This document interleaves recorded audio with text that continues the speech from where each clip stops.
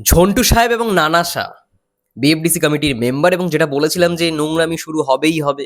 Cinema রিলিজের 1 সপ্তাহ হোক 2 সপ্তাহ আগে হোক, হবেই হবে, নেগেটিভিটি শুরু হবেই হবে, এবং সেটা বিএফডিসির কমিটির মেম্বাররাই অলরেডি শুরু করে দিয়েছে। নমস্কার বন্ধু, আমি রূপম চলে এলাম আজকের প্রথম ভিডিও নিয়ে। প্রথমেই জানাচ্ছি সবাইকে শুভ সকাল। আশা করছি তোমরা সবাই খুব ভালো আছো। দেখো বন্ধুরা, গতকাল রাত্রেই একটা ইন্টারভিউ তোমরা দেখেছো, ইভেন আমি সকালেও আরো একটা ইন্টারভিউ দেখলাম, সেটা হচ্ছে ঝন্টু সাহেবের।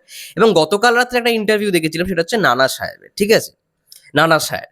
তো আমি যখন প্রথম ইন্টারভিউটা দেখি সময় টিভির পক্ষ থেকে, আমি ভেবেছিলাম হয়তো সেন্সর বোর্ডেই, মানে সেন্সর বোর্ডের সদস্যের মধ্যে নানা শাহ পড়ছে। ঠিক আছে, এবার তারপর পৌষালিদির ভিডিও থেকে জানতে পারলাম না, বিএফডিসির কমিটির মেম্বার হচ্ছে নানা শাহ, এবং ঝন্টু সাহেব তো রয়েইছে।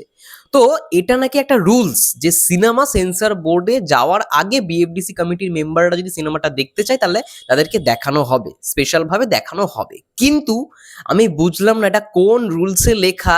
সাংবাদিকদের কথা তো দূরেই থাক, তাদের টিআরপির জন্য, তারা ভিউজের জন্য তাদেরকে ধরবে, তাদেরকে প্রশ্ন করবে এই বরবাদ ছবিটা কেমন লাগলো। এটা তাদের আমি দোষ দেবই না, কিন্তু এটা ভেবে দেখো বন্ধুরা, একটা ছবি ভালো হোক বা খারাপ হোক, সেটা সেন্সর বোর্ডে যাওয়ার আগে যদি মিডিয়ার সামনে পাবলিশ করা হয় সেটা কতটা ক্ষতিকারক।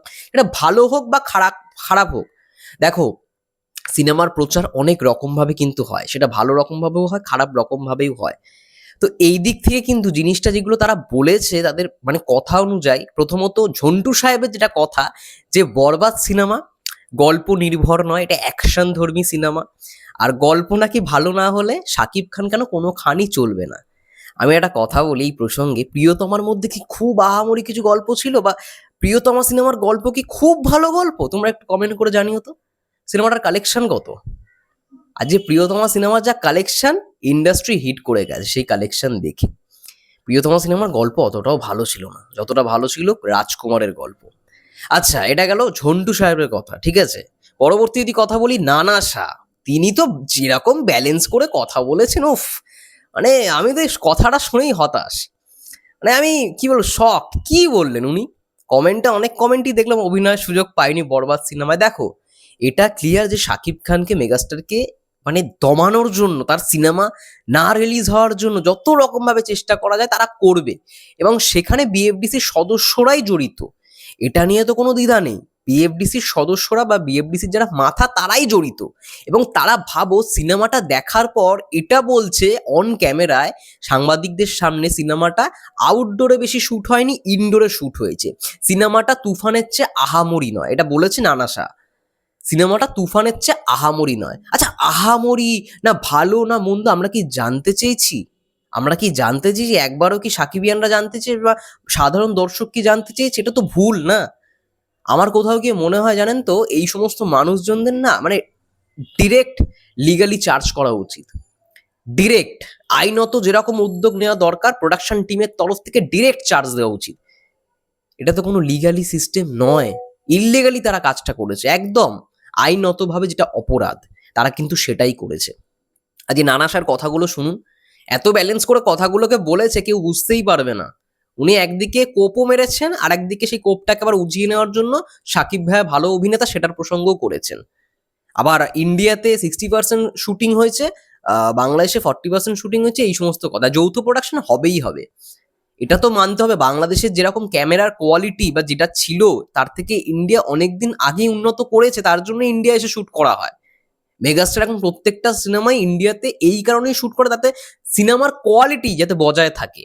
তো সেই জায়গায় এসে তাদের কথাবার্তা শুনুন, তুফানের চেয়ে আহামরি নয়, গল্প নির্ভর নয়, সিনেমাটার গল্প নির্ভর নয়, আউটডোরে বেশি শুট নয়, ইনডোরে শুট, আরো অনেক কথাবার্তা রয়েছে।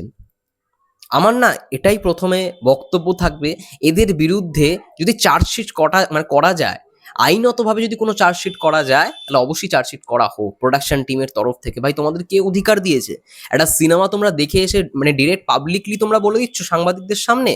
সিনেমাটা মানে সেন্সর বোর্ডে এখনো গেল না।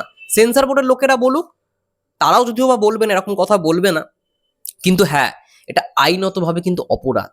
কোনো সিনেমা তুমি দেখেছো সেন্সর বোর্ড যায়নি, সেন্সর বোর্ডের কাছে মানে জমাই হয়নি, তার আগে বিএফডিসির সদস্যরা, তারা কমিটির মেম্বার, তারা নাকি কমিটির মেম্বার, তারা সিনেমা দেখে ওপেনলি পাবলিক ফোরামে বলে দিচ্ছে এটা এরকম, এটা ওরকম, গল্প নির্ভর নয়, এই নির্ভর নয়।